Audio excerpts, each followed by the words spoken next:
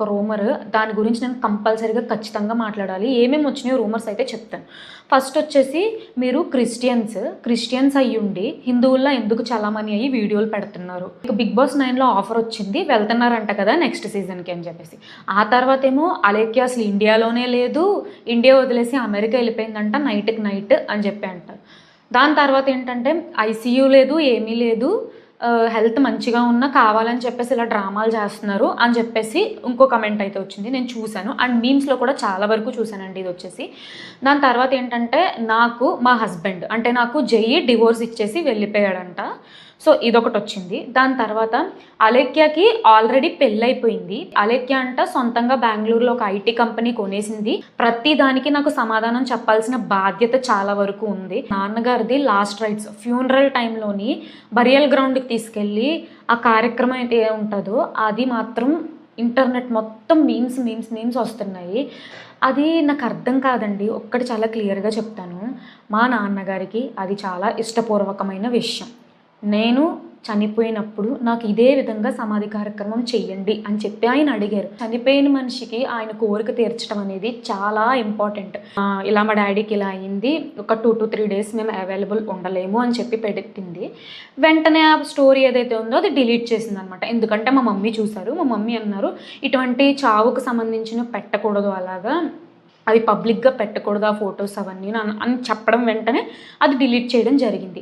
ఎప్పుడు జరిగింది? జాన్ మంత్లోది. అయితే జాన్ మంత్లోనే స్క్రీన్ షాట్లు తీసుకొని జాన్ మంత్లోనే సేవ్ చేసుకొని ఇప్పుడు ఈ ఇష్యూ జరిగింది కాబట్టి ఇప్పుడు బయట పెట్టారు.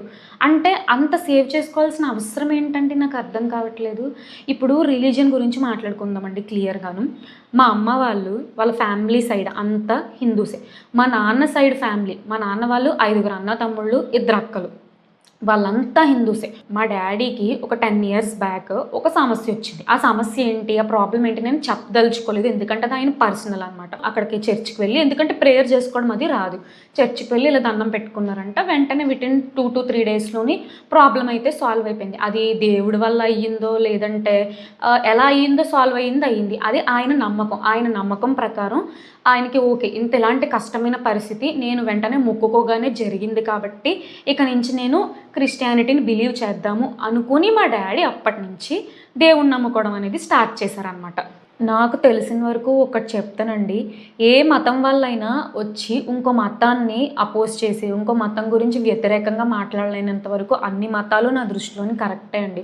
ఇంతకు మించి మీరు ప్రూవ్ చేసుకోవాలి అంటే సర్టిఫికేట్ పెట్టుకొని హిందూ అని చెప్పి నేను చూపించలేను. ఒక్కటి క్లియర్గా చెప్తున్నాను, మీకు నమ్మాలి వాళ్ళ మీద అని ఉంటే నేను ఏం చెప్పినా మీరు నమ్ముతారు.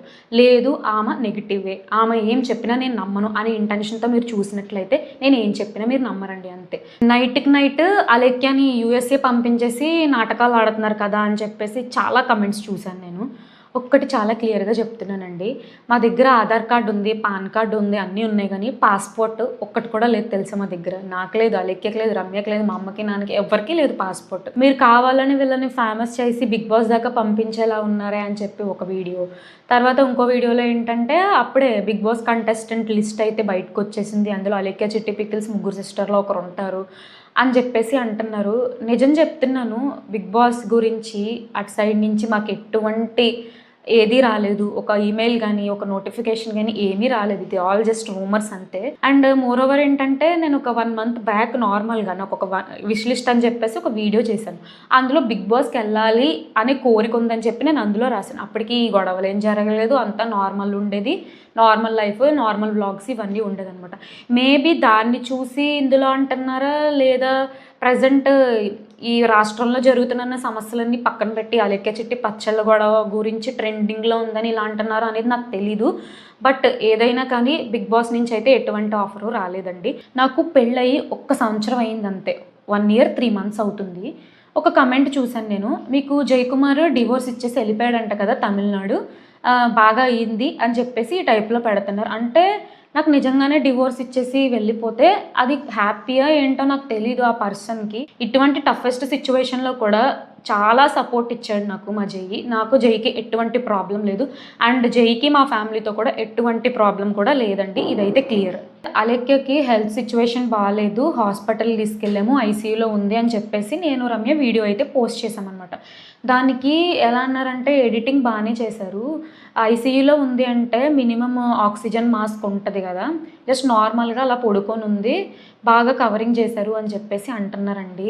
ఫాస్ట్గా నేను ఏం మాట్లాడానో కూడా నాకు తెలియదు, జరిగిన సిచ్యువేషన్ నేను వచ్చి చెప్పాను అంతే. పోనీ సరే అండి, నాది ఎడిటింగ్ అనుకుందాం. రమ్య అయితే ఇలా సెల్ఫీ వీడియో తీసుకుంది కదా, అందులో కూడా మీరు వెనక చూసుకోండి.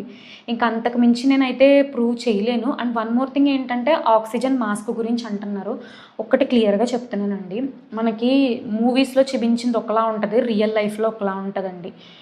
ఐసీయూ అంటే నేను చూసిన ప్రకారం ఆల్రెడీ మా నాన్నగారు ఉన్నారు ఒక 3-4 టైమ్స్ ఐసీయూలో. ఇప్పుడు మా చెల్లి ఉంది, మా నాన్నగారి గురించి కాదు, ఇప్పుడు మా చెల్లి గురించే మాట్లాడుకుందాం ఐసీయూ సంగతి. ఇప్పుడు ఐసీయూ అంటే కొంచెం emergency situation, life and death సిచ్యువేషన్లో ఉన్న వాళ్ళని తీసుకెళ్ళి ఐసీయూలో పెడతారు. ఆ పిల్ల బ్రీత్ తీసుకోలేకపోతుంది, ఇష్యూ చాలా కష్టంగా ఉంది అని చెప్పి పడుకోబెట్టి ఆక్సిజన్ మాస్క్ పెట్టారు. ఐసీయూలోని మీరు నమ్ముతారో నమ్మరో, నాకు వేరే హాస్పిటల్స్ గురించి తెలియదండి, మేము వెళ్ళిన హాస్పిటల్ గురించి నేను మాట్లాడుతున్నాను. లోపలికి ఒక్కరిని కూడా అలో చేయలేదు, ఓన్లీ డాక్టర్ అండ్ అక్కడ ఉండే నర్స్ ఉంటారు కదా, వాళ్ళని మాత్రమే అలో చేశారు. తర్వాత తనని ఐసీయూలోంచి ఒక 2 hours పెట్టిన తర్వాత ఓకే బ్రీత్ నార్మల్ అయిపోయింది, తనంతట తాను తీసుకోగలుగుతుంది అన్నప్పుడు అక్కడి నుంచి జనరల్ వార్డుకి అనేది షిఫ్ట్ చేశారండి. జనరల్ వార్డుకి షిఫ్ట్ చేసి బీపీ అనేది చెక్ చేశారు.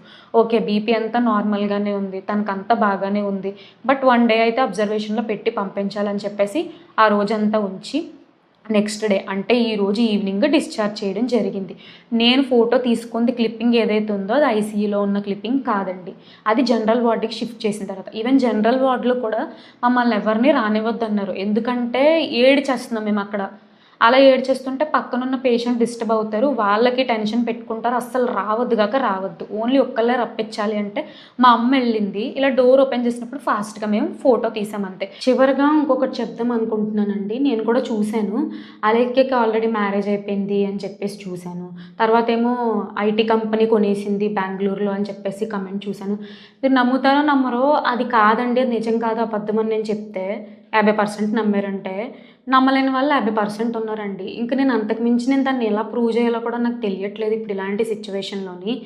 ఇంకా ఈ టాపిక్ ఏదైతే ఉందో అది ఇక్కడితో ఎండ్ చేసేద్దాం అనుకుంటున్నానండి. ఎందుకు అంటే ఇవి ఖచ్చితంగా చెప్పాల్సిన సమాధానాలు కాబట్టి నేనైతే ఈ వీడియో చేస్తాను. ఇంకా ఈ అలెక్య చిట్టి పికిల్స్ రిలేటెడ్ ఇష్యూ గురించి ఇక నుంచి నేను అసలు మాట్లాడదాం అనుకోవట్లేదు, నాకు కూడా అస్సలు ఓపిక లేదు. ఇంకా అయిపోయింది. వన్ మోర్ టైం నేను చెప్తున్నాను, ఎవరెవరైతే బాధపడ్డారో లైక్ అలెక్య నుంచి వాళ్ళందరికీ నేను సారీ అడుగుతున్నాను, సారీ చెప్తున్నానండి. సో ఇక నుంచి ఇంకా నార్మల్ లైఫ్లోకి అయితే వెళ్ళాలి కదండి, ఎన్ని రోజులని చెప్పి దీంతోనే ఉంటాను నేను. సో ఇక నుంచి నార్మల్ లైఫ్లో నార్మల్ వీడియోస్ అది పెట్టేసుకోవాలి, లేదంటే ఎండ్ ఆఫ్ ద డే నా ఫుడ్ ఏదైతే ఉందో అది యూట్యూబ్ మీదే బేస్ అయ్యి ఉంది.